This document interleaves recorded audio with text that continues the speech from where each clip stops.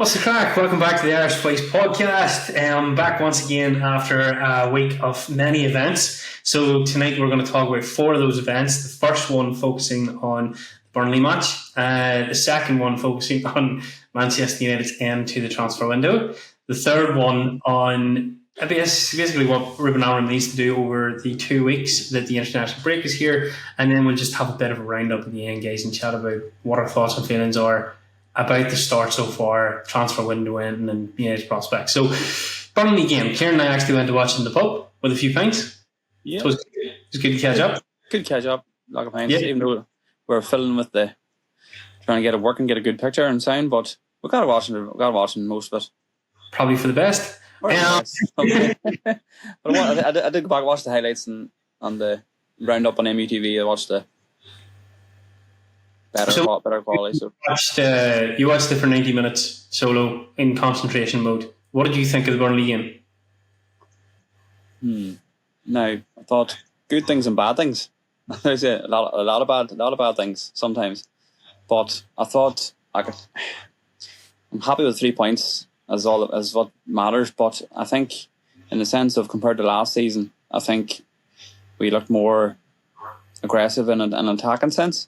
There was still some sequences of play I wasn't happy with. Some sloppy passing, I thought, in patches. In the midfield, obviously you're going to call it out. But overall, I thought I was happy with the attacking play and the display of good stats as well. Not everything, but the scoreboard's the one that matters. But happy compared to last year, I thought, but could have done a lot better. I know it's only Burnley, but I think it was a big 3 points to get at the end.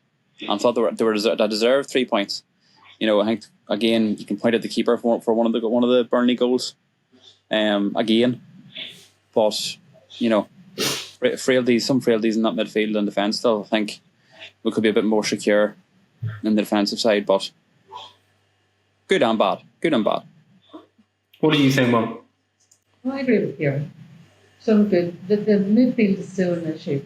The goalkeeper is still an issue. I thought that we could have got more on the board in the first half. Second half was still a bit ropey for me. It's that getting that consistency. But you know me and my hopium and my outlook in life and stuff like that. It's only the second game. Tottenham lost. City lost. Third game. Yeah. Arsenal Fulham draw. Burnley script away. Yeah, but we won. So, and agree, it's 3 points on the board. The midfield hasn't been addressed. I lost £5 on it, which I'm not happy about. But as I said to Kieran before we come on, I'm sort of glad there wasn't that knee-jerk that there was in the years gone by, that they just went for anyone. They have their targets. They want to get whoever they want to get in for that system. But there's still a lot of work to do.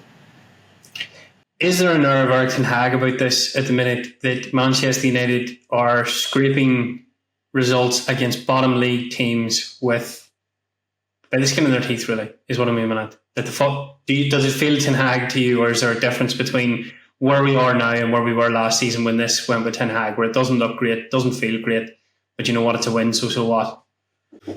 I think we were lucky against Arsenal. I really do. And the aim of the game of football is putting the ball in the back of the net, and we're still lacking at that killer touch in front of goal. Why do you think that is?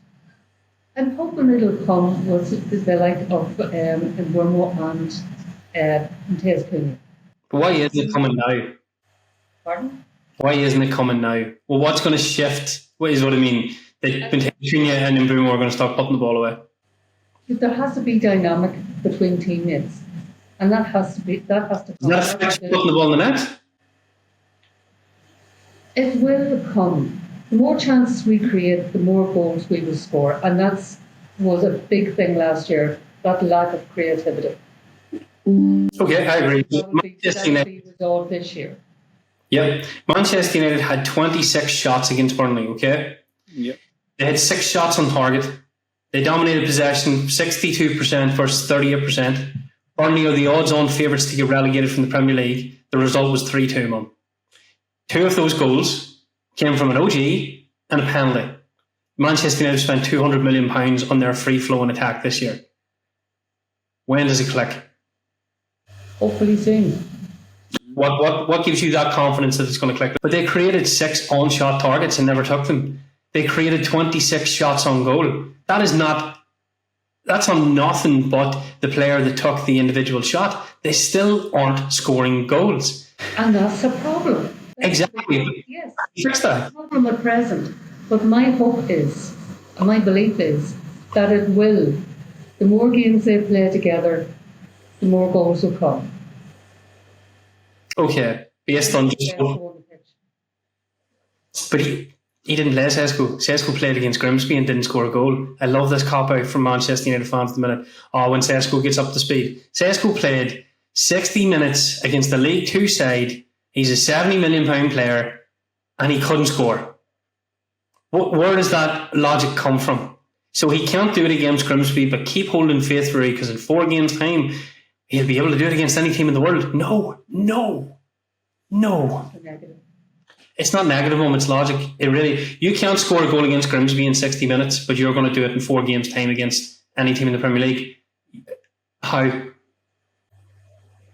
That's what I'm saying. I hope. That's all there is. We don't know. Nobody can see the future, Rory. You know what I mean? Yeah. I get that. There's no facts or figures for you to look at down the line to know what's going to happen. There are facts, right? Manchester United's previous season, we came 15th with the same manager in charge.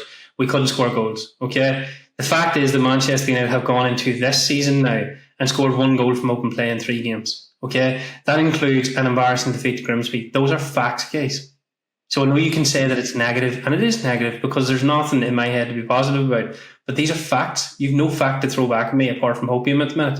I hope that Benjamin Sesko can overcome not scoring against Grimsby, Burnley and Fulham by scoring in 4 games' time. There's nothing tangible there. That's hopium at its finest. My facts are the lad hasn't scored yet, and he played against the League 2 side. And my facts are the same manager has been in charge now for, I think, 30 games. And it's the worst tenure of any Manchester United manager in 30 games in the Premier League's history. It's a fact. Yeah, that is a fact. Do you know, it's not being overly negative. I'm just saying, I don't see what you guys see. United are in trouble. I don't know, but if correct me if I'm wrong. If you worry to keep us grounded. Yeah. And we'll float away with hopium. Don't look at any positives.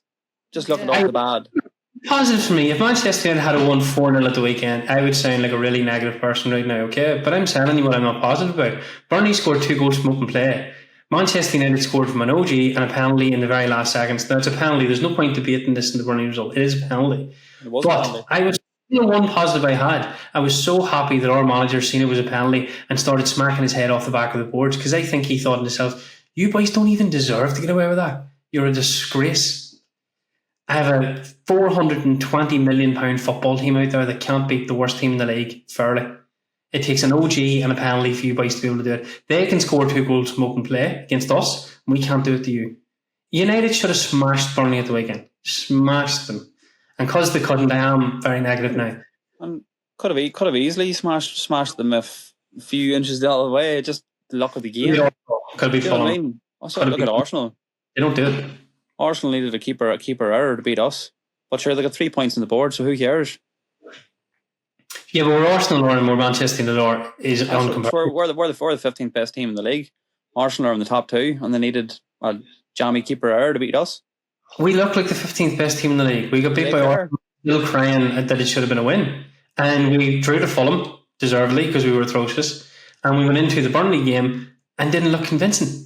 Possession, stats, goal scoring. I knew in that game Burnley were going to come back when United couldn't put the ball in the back of the net. And Mum, you're right, the goal scoring is the issue. Yeah. But I don't think it's just fixed with time. I don't get that. What? In 4 games, time will start scoring goals. That's a very Ten Hag-esque statement. But 3 games isn't enough to judge or go, like flush the season down the toilet and think, oh, we're shit, and it's the same as last year. But I don't think it is. And if you look back at your facts and figures, and not yours, the seasons of last year, I think, were we not one of the worst teams for chances created, touches in the opposition box, all them good expected goals. Were we not near the bottom in the bottom three for them, and deservedly so? But what does that count for? Well, but I'm only saying I'm saying progress from last season. It's not the same. Your question earlier was, are we just seeing the same Ten Hag-esque crap?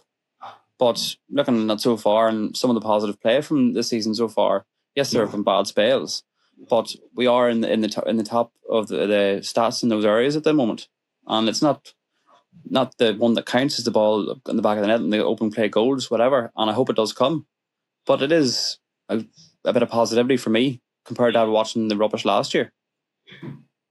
And it does look better in the back. Okay, and it's 3 games in.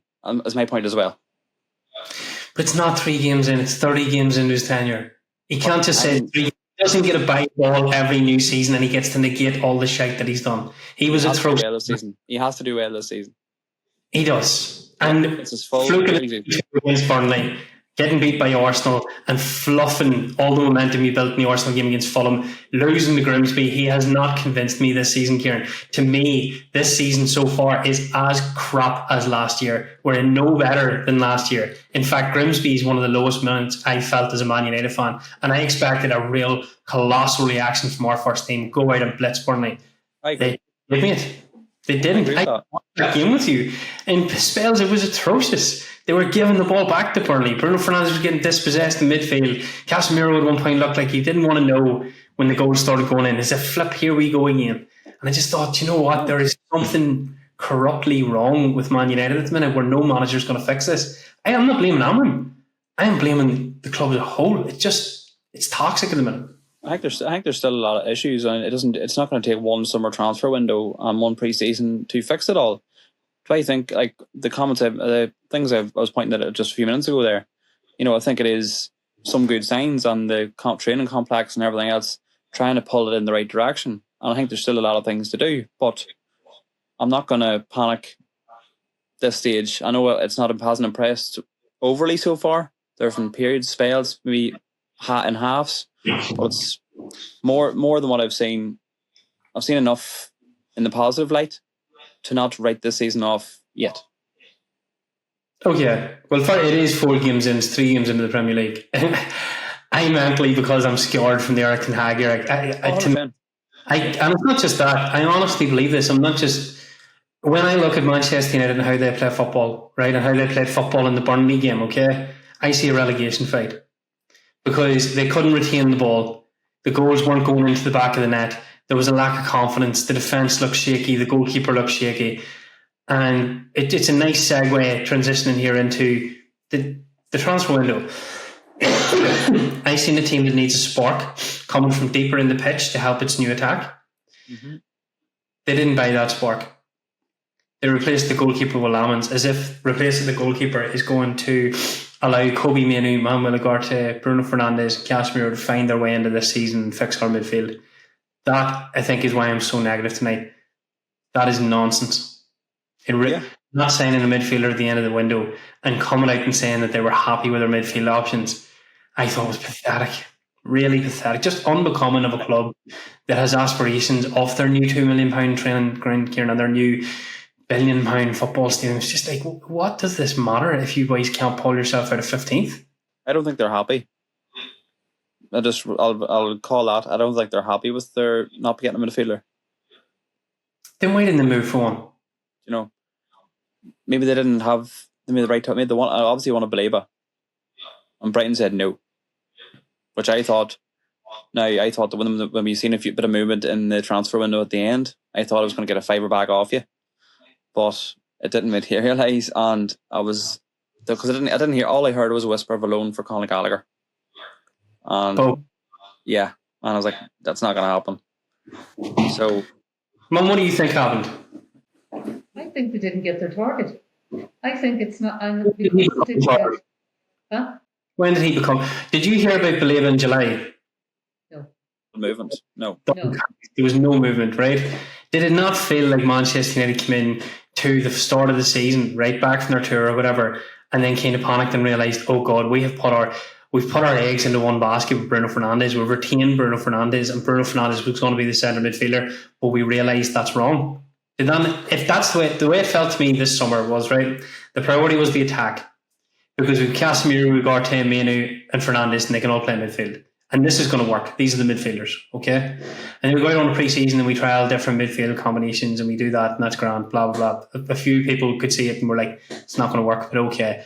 Maybe it could. Maybe it's just pre-season and they're all playing at half pace. You come back, you play in Premier League and you realise, oh shit, this midfield is not fit for the Premier League. And then Blaber ramped up. Yeah. Then I think it was £100 million for Blaber. And United are looking at Huijmelland and United are looking at this and we're sitting looking going, where did the centre midfielder come from? Yeah. Did I notice it a bit earlier? Before the Arsenal game, the first snip before. Do you remember pre-season, right? Remember that? I can't remember. I don't know if it was the Bournemouth game. Remember the one we looked on it, right? I think the start of the midfield of Menu and Ugarte, and it looked really good. I thought, oh, hold on, this is good. This could be the partnership. And then the next game was an absolute same midfield too, and I think this is the decline of Ugarte. He was so bad, and both of them didn't look at all, and it just looked like a flip flop opposite from what we seen in the game before. And I think that they just panicked then and go, "Oh no, wait a minute, it was a one-off game. We need a midfielder." Yeah, but that wasn't that the 15th of August? No. Yes. Was it? Or was it before? No. I'm trying to find the news article where we were coming. No, sorry. It was the 1st of August. And then on the 15th of August, United had pulled out. Yeah, because it was 100. Yeah. So the midfield is a glaring weakness, okay? You knew you were keeping Bruno Fernandes. Yeah? Bruno Fernandes could play in Cunha's position. Cunha was the first signing. It feels to me like a colossal mistake. Like they misread it. Like, I don't know if it came. I think Wilcox and Amram sat down and Amram must have filled Wilcox full of faith that he could convert Bruno Fernandes. That Bruno Fernandes could be the sixth in Manchester United's team and Casemiro could be the holding midfielder. And we've got Manuel Ugarte. And now none of them look fit to play midfield for United. Everyone and their dog can see that Bruno Fernandes should be in Cunha's position and probably will now play Cunha's position now that Cunha's injured. Right? Could well do, yeah. There's a midfielder. You know, they can't cry poverty, they can't hide behind money. It was just a mismanagement of resources and a real mistake, a mistake in thinking. Do you not agree, Mum? Do you not think that they shit the bed there, no? Well, I think that's why they're keeping Manu. I think that's why they didn't want Manu to go out on loan. That who does he play with? Light in that position. Yeah, but I mean, obviously they're light in that position, but they've come out and said that they were happy enough with it. The rumour at the end of the window there was they were happy with their transfer targets. They got their goalkeeper, they're happy enough. Well, maybe they're happy enough with the transfer targets that they did get in through the door. They did get it. They couldn't be entirely happy if they were scouting or, had bids in for midfielders. And then the last minute, thing about going for Conor Gallagher on a loan deal. I didn't see them bid for anyone. I didn't see Manchester United have one rejected bid for a centre midfielder all summer. I seen a rumour that they were interested in Blaber, and I seen Brighton being the football club that they are holding firm and saying, no, not a chance. We don't have enough time to replace him before the start of the Premier League. That's not happening. Don't care what you pay. United didn't bid for one midfielder this transfer window. There was a whole lot of puff about Adam Wharton, no bid, no official interest declared. Huijmelland, no bid, no official interest declared. The part that annoys me the most is Manchester United were not solidly interested in the midfielder this season. They were interested in Blaber. And if they had got Blaber, they were willing to pay £100 million. But they didn't think the midfield was an issue. That to me is madness. Kieran and I had a back and forth over Bruno Fernandes, and I know how precious Bruno Fernandes is to some Manchester United fans. And I really like Bruno Fernandes too. I think he's a world-class player. But I was emphatic when I said he's not a midfielder. He cannot play as a centre midfielder. He doesn't want to defend. He doesn't want to play box to box. He just wants to play as a 10. And he's brilliant at the minute in the attacking sense of the game because he's a wee bit deeper and he's spraying passes and making these passes. But I watched the Burnley game and Burnley's big lad in midfield walked past him twice just like he wasn't there. Just ran through. Yeah, big issue. Ugo Chukwuemeka, I think his name is. French midfielder. Anyway, so yes, Bruno Fernandes is an issue to me. Bruno Fernandes is an issue when he plays with Casemiro. Casemiro is an issue when he plays with Bruno Fernandes. It could have been corrected if either had a partner, in my opinion. That's what really annoyed me. I'm not taking out Bruno Fernandes. If he had a better, more energetic midfielder in with him, it could work. But you haven't chosen that. So you've made an awful mistake. And I think that mistake will cost you your season. Yeah, I think I agree with you. Casemiro is not mobile enough to have Bruno Fernandes beside him. No, Mamadou Ugarte has touched the Space Jam ball. He looks like he's lost and he doesn't know how to play football anymore. Kobe Mainoo tried his hardest against Grimsby, but it wasn't great. It was Grimsby. Yeah, it wasn't fantastic. I think that's why everybody is so dejected about the start of the season, was the Grimsby match, the result. Yeah. Even though they fielded an eligible player. Yeah. Seeing that, yeah. Clutching straws there. But you know what? You have to look at the stats of the Burnley game, and that is a real positive. You look at Manchester United's possession, their passing, all those stats are up. That is shades of a Ruben Amorim team. But I can't get past the fact you spent £200 million on an attack, £200 million, didn't sign a midfielder, and scored 1 goal from open play in the Premier League. That is a joke. Yeah, it's on him to get these boys firing yesterday. If they do not come back from the international break, all guns blazing, and blitz somebody, I truly give up. Isn't it City?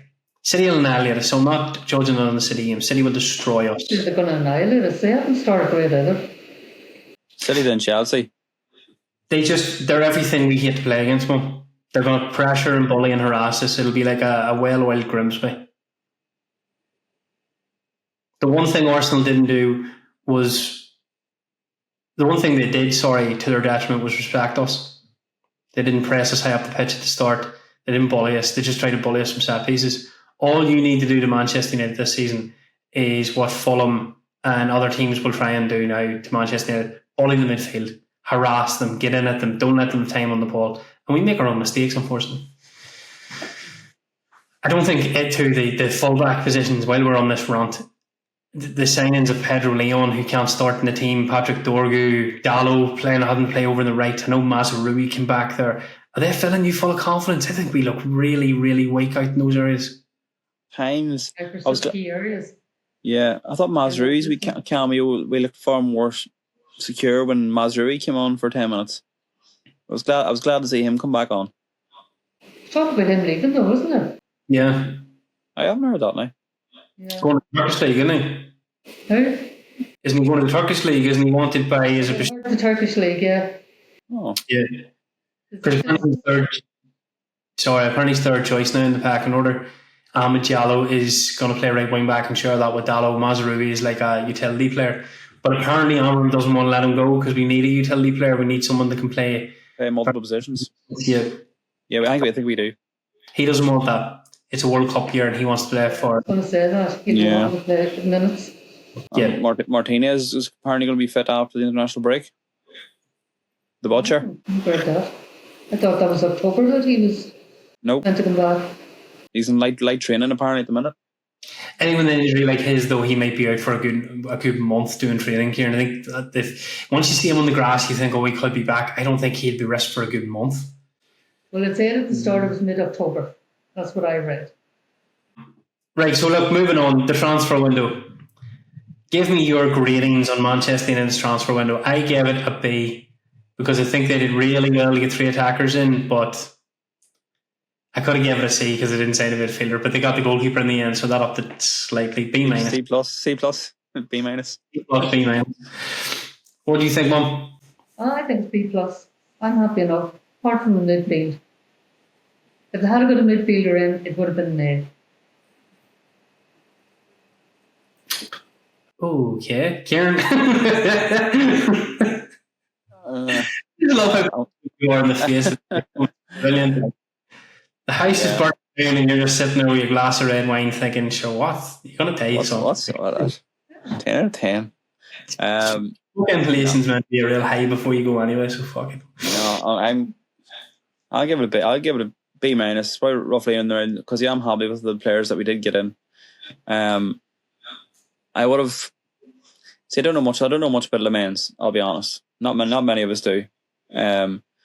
What I've I've liked to have seen a bit of Premier League experience and Martinez come in, maybe because we know he'd be starting straight away and he'd be a good presence behind our defence, especially going into City, and Chelsea. But he looks a good prospect, and I hope he has a good start to life in United. So, and obviously getting that Premier League experience in Cunha and Buemo are two fantastic signings, I think, to pull off after finishing 15th and having no Europe. Shows that we do have still have that pull. And Sesko was a question mark, but we did need a striker. No, we didn't. But we needed something. We need goals. If Benjamin Sesko has proved one point that I will die by, right, it's that we did not need a striker. We didn't. You buy a striker at the end of the project. Rasmus Højlund could have done the job until Manchester United fixed itself, and they rushed after a £75 million striker, and he's done as much as Højlund did last year. It's 3 games worth. He played against Grimsby. Let the Grimsby thing go. We're all traumatised. I will not let it go. He's a £75 million striker who struggled against the League Two side. Let it go. They all struggled. Do you think like Akateke or Alexander Isaac would have struggled against that? Do you think Haaland would have had a problem with Grimsby? I mean, these are the top level boys. Gyökeres could play 5 games against Grimsby, right, and probably still wouldn't score, but he's not the standard. Gyökeres is the only signing that I looked at and was like, thank God we dodged the bullet. Benjamin says striker, it just was so unneeded. And this is no reflection on Benjamin Sesko. This is Man United. You could have anyone in there. You could have Isaac, Haaland, any of them boys. They are not built to play with a centre forward. They don't feed the forward. They let him live off scraps. They don't play as a unit, as a team. They need to fix that before they spend that amount of money again 2 years later on another young striker. Why didn't they just persevere with Højlund? Because they're silly. Doesn't make sense. That he does well enough. Logical. It's not logical. Anyway, right, we needed a striker. I'll let that die. Everyone was crying for a striker. I was not. I was watching Højlund. Podcast. You're the only one. You're the only one I know that wasn't crying for a striker. And how many goals has our striker scored in his magical tenure as Manchester United? Does our striker get trusted? Does our striker get trusted by our new manager to play on the pitch? No. Not yet. Does he make an impact? No. How many goals has any of our players scored? Never mind the striker. £200 million forward line got in 4 games. 2. Did Cunha score against Grimsby? No, Buemo, Brian. Sorry, Big Brian's got 2. Brian's got 2. Brian's going to be the lad. With his awesome beard, your shiny head. They're much better than what we had. With the Hazard bomb. It just, I don't know. I just don't get it. It doesn't make sense. It's just overloading the attack without fixing any of the rest of the issues in the team and just hoping that it works. It's so amateur. Bad things happen a lot of times, Rory. Bad things happen all the times. It's like being a Manchester United fan at the minute. Right, so the international break, what good stuff can happen on the international break, do we think? Considering the players that are away, what can you do to change things? Start with you, Mum. What would you do over the international break to change things? Most of them are away, aren't they? There's nobody really there to work with. No. Most of them are away. People that we're talking about, the like of Sekou Kone. We guy from Malia. We midfielder. Yeah, who got injured? He's out at the minute. Stop in your head. He's out at the minute with a fractured eye socket. Okay. Big thing. The next big midfielder. Didn't get a minute in pre-season. Did he even get on the pitch in pre-season? No. I thought he would. I was so disappointed. We all thought he would. But he didn't. Yeah, well, he was touted to go out on loan to that Lucien, is it? There's more. And just didn't know they said to keep him. But then, I think the match against Hanworth or whoever, he went with the ball and was clash of heads and he fractured his eye socket, so I don't know how long he'll be out for. Yeah, and the game was called off. Yeah. you know why the game was called off? No. Because I hadn't got a backup ambulance. Oh God. Right. Yeah. Right. Didn't know that was the thing. Yeah, they had to take him to hospital by ambulance, and there wasn't a backup ambulance, so they had to abandon the game.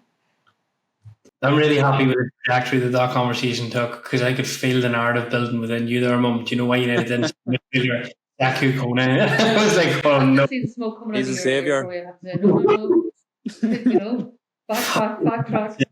Here we go. Kobe Manu all over again. We'll just get a wee board set up and we'll get Chidu Obe, Saku Kone, and some other person from the fucking youth team. We'll throw it out and say, Ned's back, baby. Here we go. We'll throw it and bring JJ and Kai from the under 18s into the team. Yeah, why Who not? is he? Ripping it up.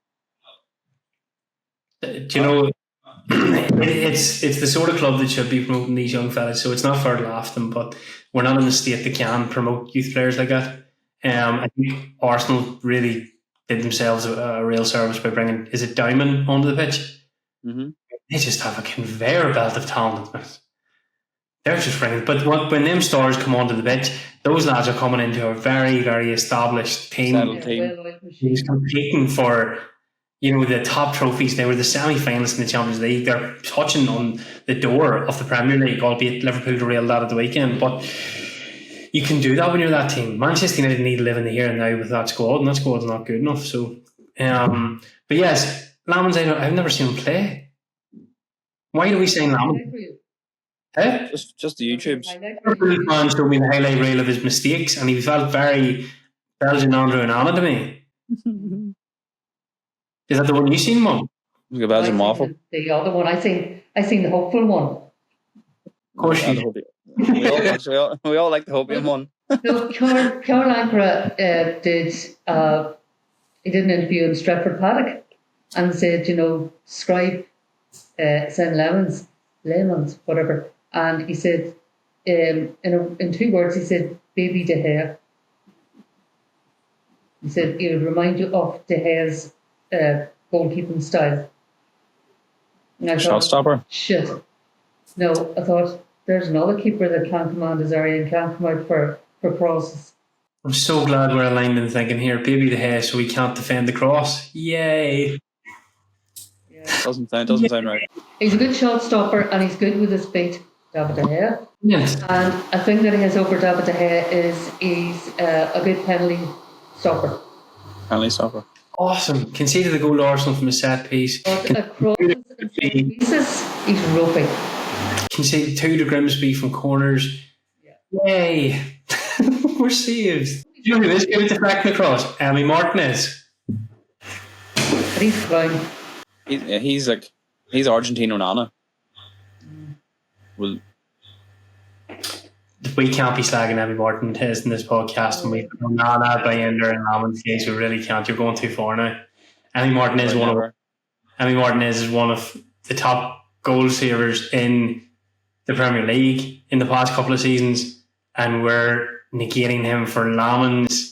Well, I'm going to put you in your place, Rory McGuinness, because apparently Martinez, the stats on him is that he made that many errors that led to goals that Onana last season.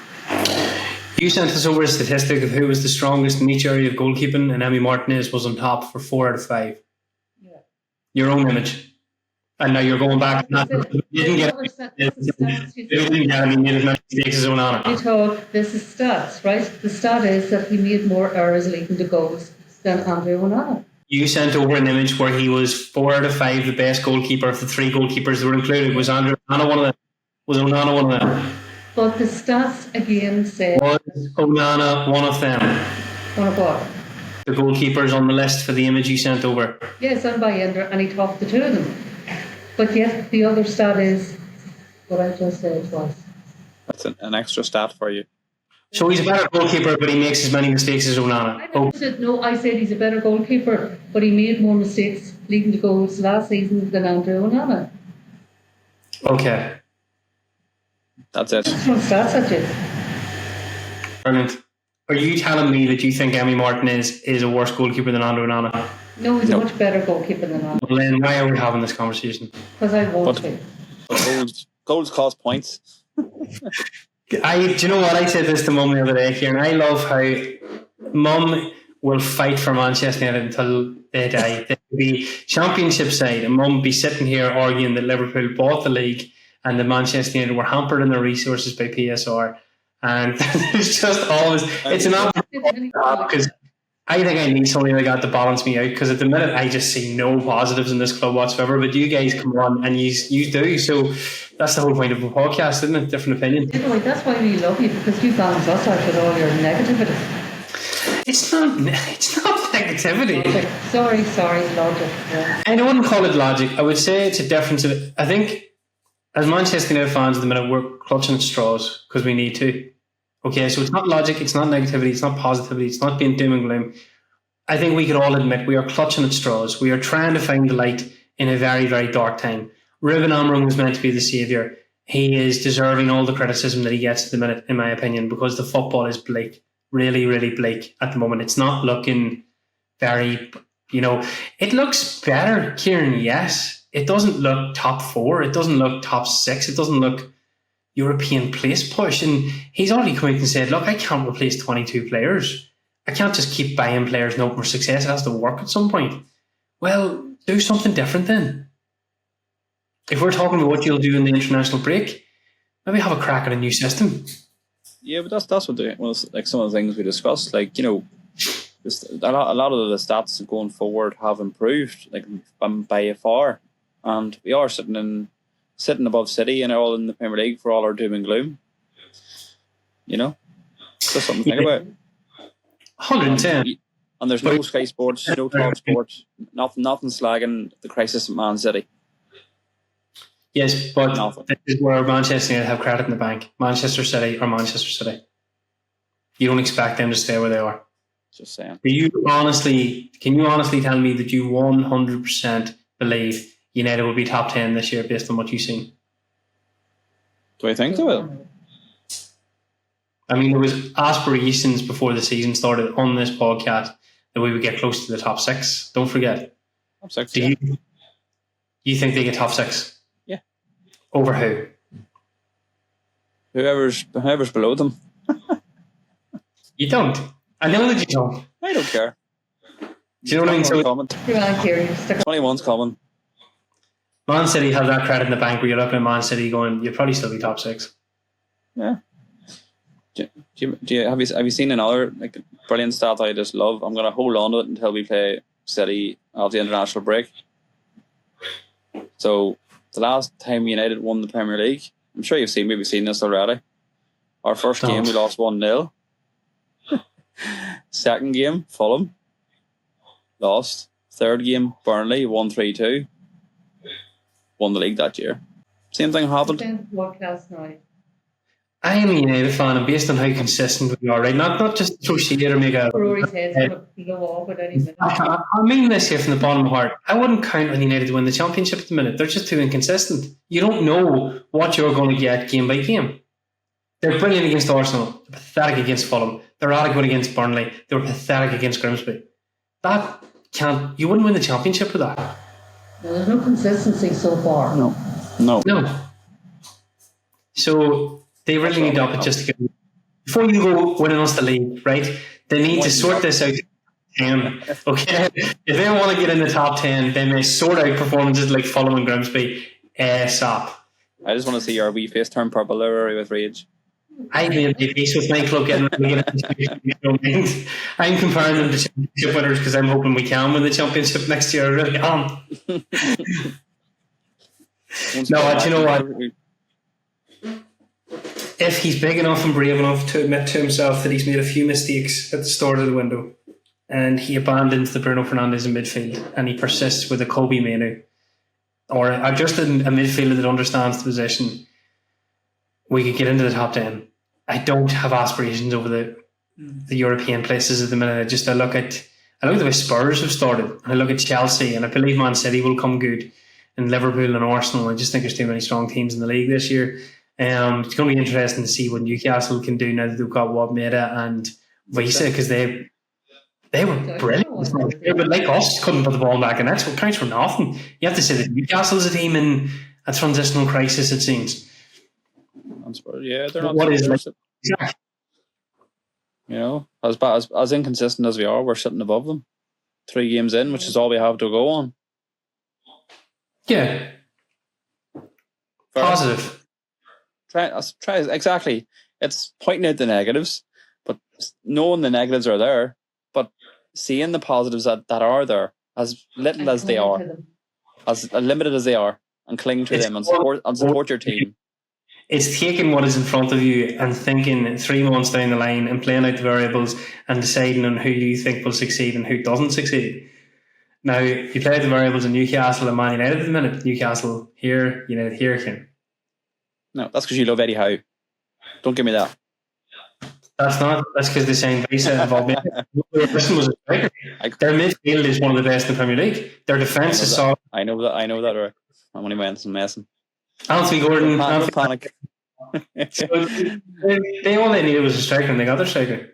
Yeah, well, hopefully that's that's good for them. For a while. Visa. Yeah. He's out for a few weeks. I don't know what's wrong, hamstring or something like that. Yeah, but I think they've got 2 weeks for an international break, and they just signed Voltmeda as well. Now, there's nothing to say that boy's going to come good, but they do have a striker up there, and that's what they were. They have a goal scorer, and all they were missing is someone that would put the ball in the back of the net. I watch obviously most of the teams in the Premier League. Liverpool, Arsenal. There's just something about Arsenal that I don't like. Ugly football. Yeah, well, the Arsenal fan bases are a bit negative at the moment, much more than they are.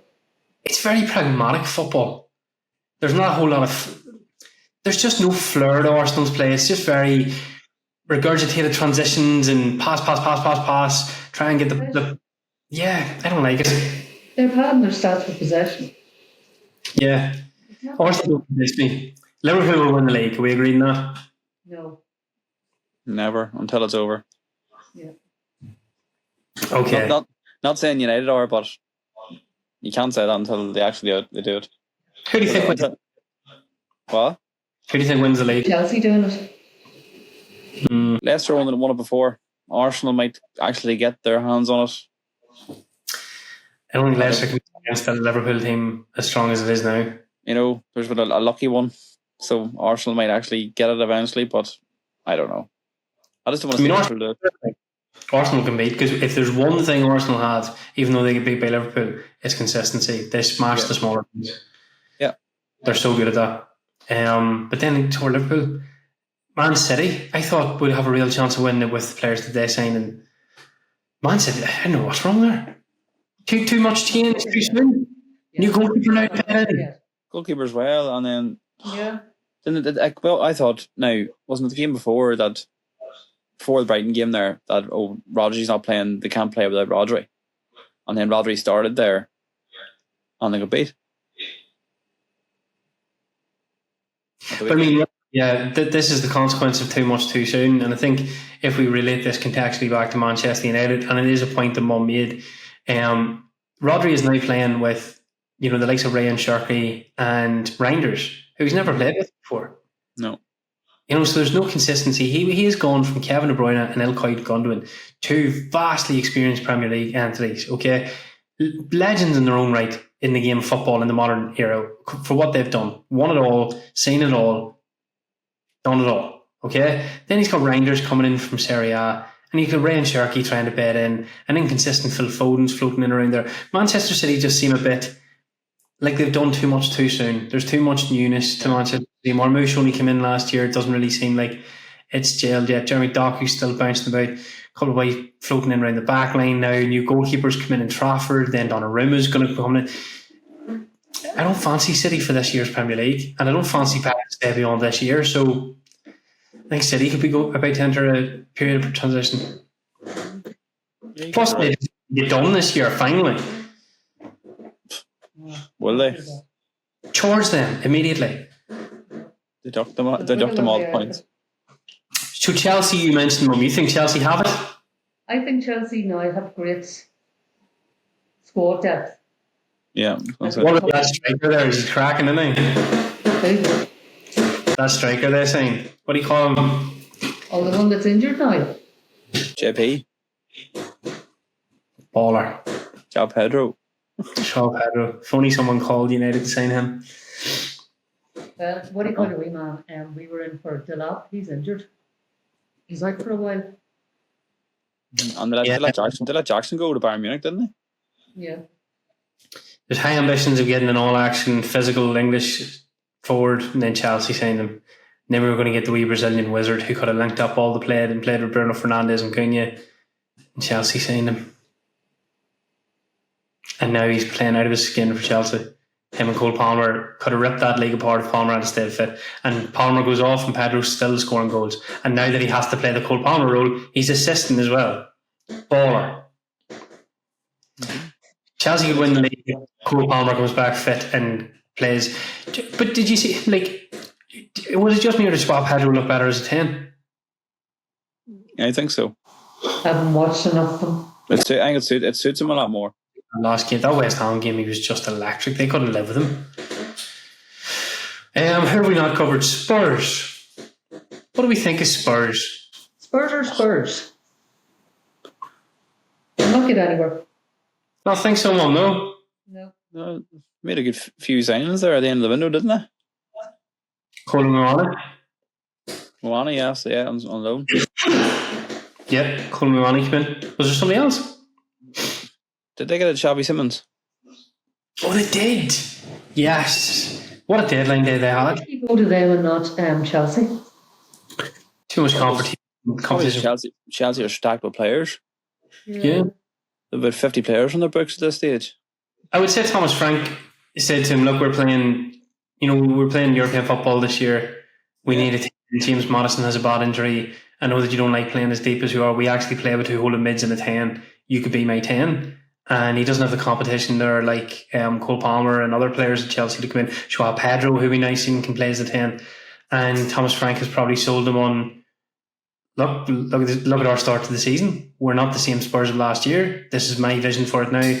You can be my 10. I'm going to sign a striker before the end of the window and you'll have Richarlison, Solanke, Muani in front of you. And we'll just find the combination that suits you. You can be the linchpin. And Xavi Simmons can score goals, can assist goals, and probably looked at him and went, that sounds brilliant for my career. Yeah. If he settles in the Premier League, yeah, could be a good sign. It could be. You said at the start of the podcast, Rory, they all want to be playing. They all want minutes for this World Cup coming up. Everybody wants minutes this season. No one wants to sit on the bench, Kieran. Chelsea can't guarantee you that at the minimum. I think that's what Xavi showed them. Yeah, they did. I think that as a team, they did have the best transfer window in terms of the money, the profit they generated. I think they were well into the green from players, transfer fees in and out. Did you see that Liverpool spent 440 million but made back 240 million? So Liverpool actually, in terms of net spend, 140 something million. That is the best transfer I've seen any Premier League team ever pull off. Not just because of the players they got through the door, but because of the sales that they had after winning the league and be able to shut their players on. Absolutely. It's brilliant. Like with such a much an easier sell when you've a Premier League winning team and you have players with years on the contract that you want to move on. It's like how many clubs are going to come in and put good bids in for them and not take the piss? But do you know what? Liverpool have to go and shake the hand of Jurgen Klopp, and it has been a recurring theme on this podcast that we have slagged off or discussed, we'll say, the business of Jurgen Klopp. Klopp didn't always get it right. Klopp did this, Klopp did that, Liverpool this, Liverpool that. The reason Liverpool got this transfer window is because they invested brilliantly. They invested and developed brilliantly. They had young fellas come along on contracts that suited other clubs to buy them. They took the time to build up a franchise and they have delivered on it. And I know people are saying Manchester United need the same time, but if you are going to secondly look at a model that works, don't be looking at the City model where it's extortion of wages and extortion of transfer fees. Look at Liverpool. Yeah. Liverpool bought Florian Wirtz and Alexander Isak in one window, added Akatika and two fullbacks. That's insane. And the goalkeeper that nobody talks about, their backup goalie now. Mm-hmm. Yeah, but you're right, Rory. Nobody wants our players because they're an exorbitant wages. Yeah, but that's your fault. That's the club's fault. The previous regime, previous football people, were not bankers and run badly for how many years? That's the consequence. we're reaping the consequences of that. And Liverpool are having the opposite now. That's where we're going to have to be more savvy. And how much grief did the Fenway Group get over the years from Liverpool fans and stuff alone? They're stingy with money. They don't want to spend it. They don't invest in the future. And they built the Premier League winning team on the Klopp, and that was fine. They didn't invest, learned from their mistakes, built one for Slot, and now have given Slot an onslaught of a squad to go and win everything if he wants to. It's on Slot now to deliver, obviously, so there's a lot of pressure on Liverpool. But by God, have they got some squad. I think he's under more pressure this season than last season. He has to win the league. He has to win the league. Has to win the league. There's no hiding. It's either a league win or it's a fail this season for Liverpool. They don't have to win the Champions League. I don't agree with that, because we've seen PSG, Barcelona, and Real Madrid do similar transfer windows where you're going, we'll have to win the but the league is the bare minimum. It's Slot versus Arteta now for the rest of the year. It's a failure it's a big failure now if Slot doesn't win the Premier League. Massive. With massive. The backing he's got on the players they've got into the club for him.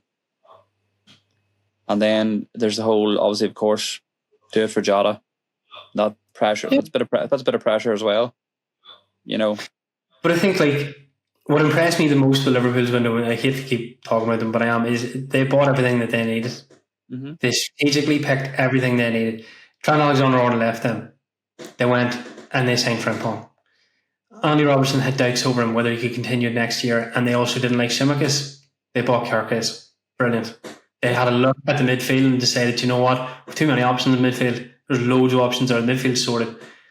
The one thing they missed out on was a centre back. They could have done with replacing Konate, and they didn't get that. They looked at their forward line, didn't like Darwin Núñez, shipped Darwin Núñez on. Ekitike comes in, can play both roles, and signed Alexander Isak. They had a look at the 10 role and were like, right, we need a kind of more dynamic, and they broke the British transfer window for Florian Wirtz. It's incredible. It's the best transfer window I've seen. That includes City's major overhaul when they came in and spent everything they wanted to.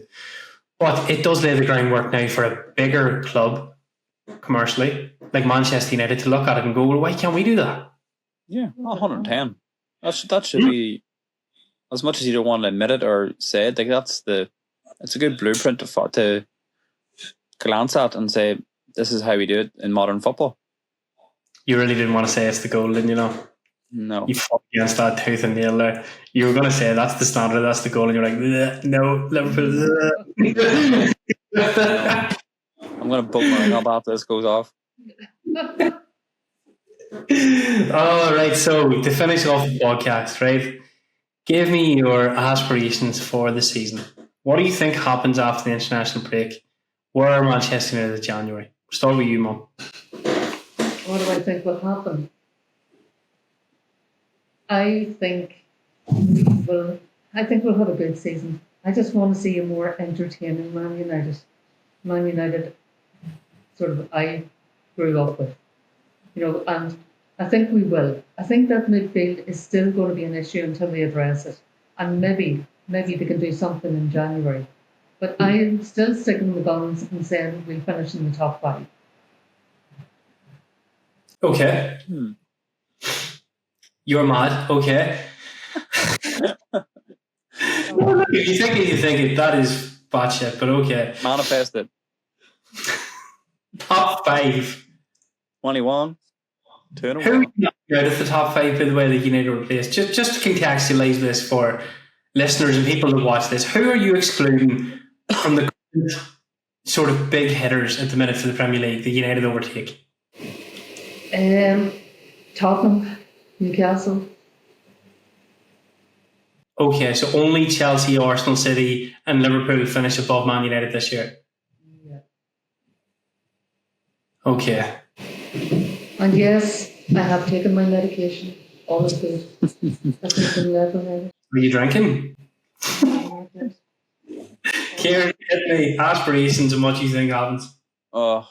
Aspirations. I think, from what I've seen, I think we will entertain.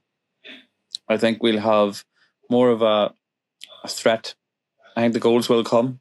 I think, going from what I've seen so far, I think we'll look really good in games, and other games we will look crap. So, aspiration, I'm still going to stick top 6, top 7, I think. we will have some bad days, I think. Just the fact of the midfield.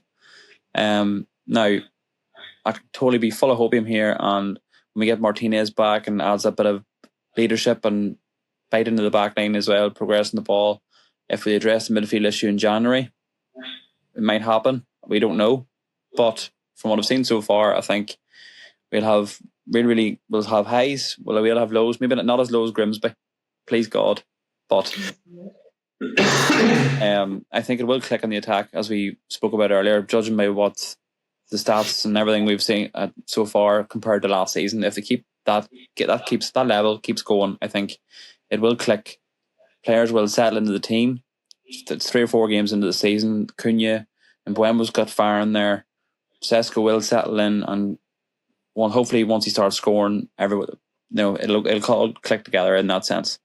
But I'm hoping for some really good performances and a lot of goals, and Europa League top 6, top 7. Okay. Well, I'm going to try and not be overly negative here. I think United finish above 15th, but they're still bottom half of the table. I think that Ruben Amorim misread the room when he signed a £200 million attack without fixing the team. I don't think the wing backs are good enough. I think the defence is frail. I don't know the new goalkeeper, and I really dislike this midfield. So I'm really excited. Positive. That's me being positive. That's my honest opinion, yeah. That's not too negative. Here, stick your cross on it, quickly. It's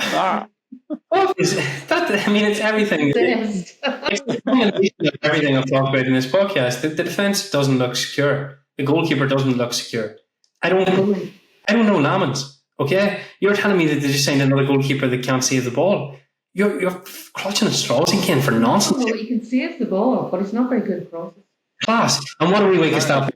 Crosses. Where most goals come from this season for Manchester United? Crosses. So if you let me get back to my point where I said the goalkeeper will fix absolutely nothing, you're just backing me up by making your point. He can't save from crosses. Perfect. That's an issue. United will finish in the bottom half of the table. I don't like the defence because I think the defence is shaky. I'm not talking about our 3 at the back. I think you can get a song and a tune out of them. I'm just not convinced by Dorgu unless they move Shaw out to play left wing back this year. I don't really like Camangiello playing the right wing back. I don't rate Diogo Dallo at all. I don't really like Mazraoui. I think that's another straw clutching thing from United fans where he was a bit consistent last year and they think that he goes in. We've all talked about hitting the midfield, so everything I just said, I'm not talking about stuff that we haven't talked about. It's the same stuff. Midfield shocking, defence shaky, goalkeeper question marks, fullbacks question marks, attack brilliant. I think it'll be exciting. I think Kieran's right. I think we're going to get a lot more goals. I think we eventually will click and it'll be more exciting football. I think we'll outscore teams. Do I think that goes from 15th to top 6? Not a chance, does it? It goes from 15th to 10th. That's my opinion. I respect your opinion. I know you don't like it, Mum, but we will wait and see what happens. This happened last year where we got the same stage of the season and you both shouted me down in Ericsson Hag and you were saying about, we need to give it a chance and it could come and blah, blah, blah, blah. And I was right about that. And I really hope once again... You gloat big time about that. I will say the same. Yeah, it wasn't... Of course it was gloating because I could see it and you couldn't. Somebody that gets something right like that has a right to gloat. All I'm saying is that's what I can see. And I really hope I'm wrong. I don't say this and hope I'm right. I love Ruben Amorim. Love that man. I think he speaks brilliantly. I loved how annoyed he was the weekend when we won against Burnley. He looked as if we spoke about that, didn't we? Out of jail because that was disgraceful. And I thought, this is the man to take us forward. But I think he's made a glaring mistake in that window. And I hope I'm wrong. I hope the attack is everything you think it is, Mum, enough to propel in 6th. But I watched enough of last year and I've watched enough of this year to know nothing has changed in the midfield and the defence, and that was the issue. So we shall wait and see, watchers. We shall wait and see. Okay, so we've got an international break coming up. It remains to be seen whether we'll be back during the international break. It really depends what happens, or do we review Manchester United's players away on the international break? You know what? We'll make that up as we go along. For now, I am enjoying a week's reprieve where no one discusses Manchester United. Stress-free. Stress-free. Thanks for listening, guys. Thanks, folks.